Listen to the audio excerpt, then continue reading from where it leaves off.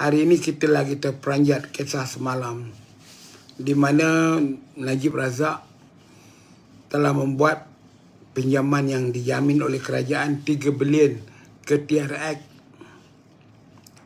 Jadi TRX ni dibangunkan melalui wang kerajaan, bukannya dibangunkan oleh swasta.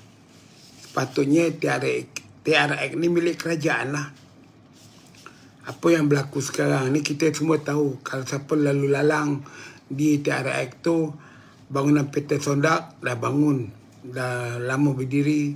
Kenapa bank pun banyak dari, maknanya tanah itu dijual beratus juta. Tabung haji pun pernah beli tanah itu kemudian jual balik.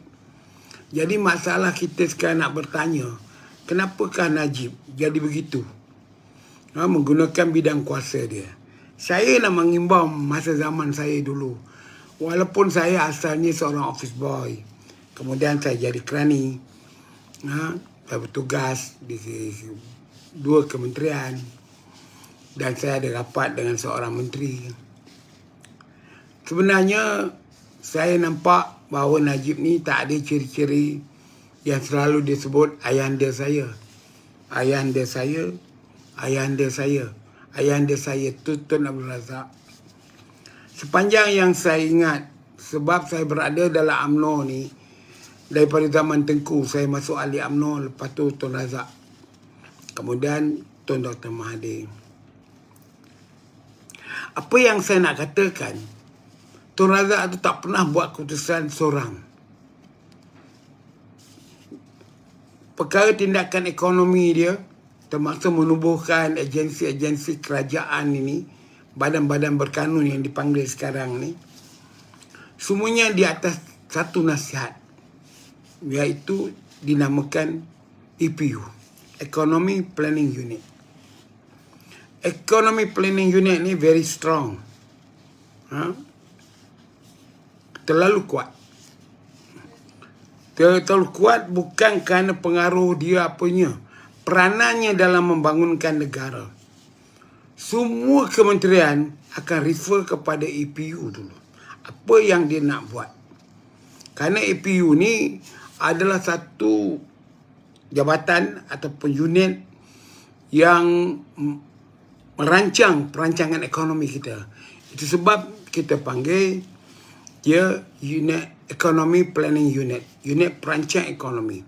Dan di dalam tu ramai pegawai-pegawai kerajaan masih bertaraf MCS atau PTD, sekarang dipanggil PTD, tapi mereka ada latar belakang dalam bidang masing-masing, khasnya dalam bidang ekonomi.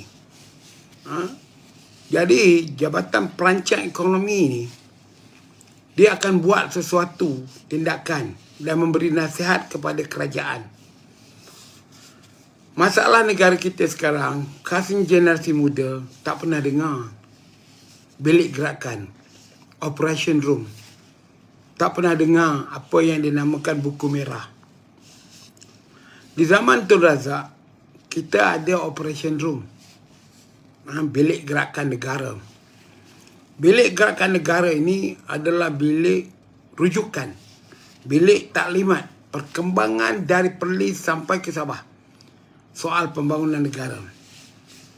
Tidak, kalau saya kurang ingatan, tapi saya ingat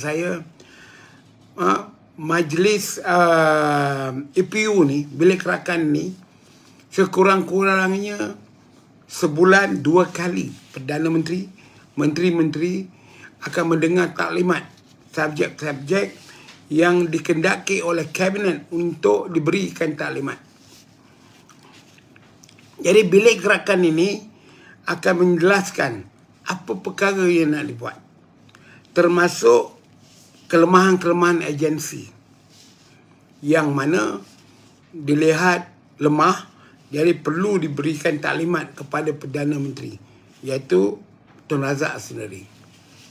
Jadi kalau kita tengok YNDB ni, semenjak pembicaraannya ni, alhamdulillah kita dapat cerita yang sebenar apa yang berlaku dalam YNDB ni. Tak ada langsung perkara apa yang dilakukan oleh YNDB ini dirujuk kepada EPU.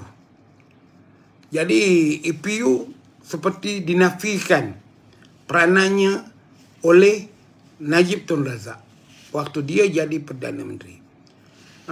Dulu nak pinjam duit yang kerajaan jamin pun EPU yang mencadangkan ataupun membuat kertas kerja dia.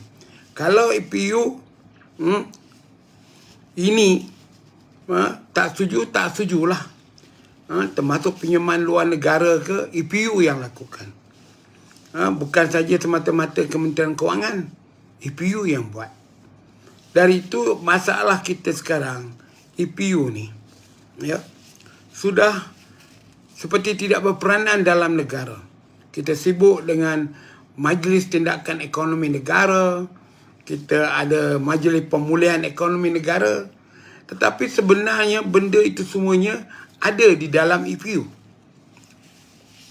EPU lah yang berperanan untuk melihat sama ada pelaburan FDI ke, kemajuan ke, infrastruktur ke yang telah dilaksanakan, mana yang lewat, mana yang tak lewat.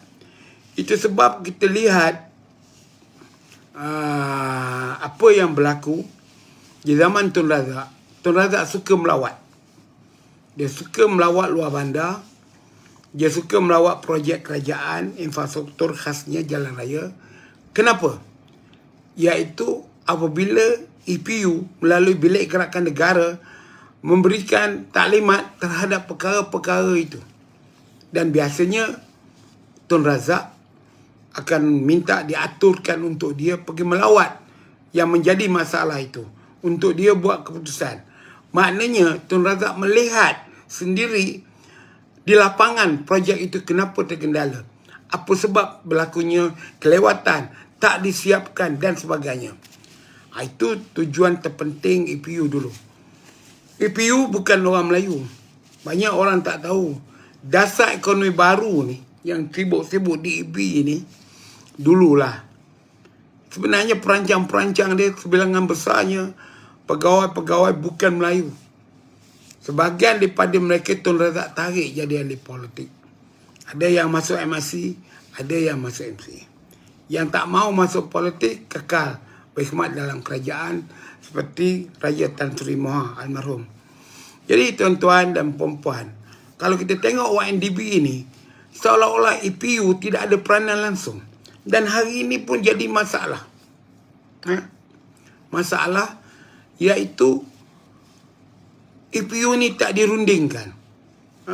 Sama ada projek itu tak dinego runding terus, ataukah projek itu tak diselektif kontraknya, tendernya, tak dirujuk langsung kepada EPU.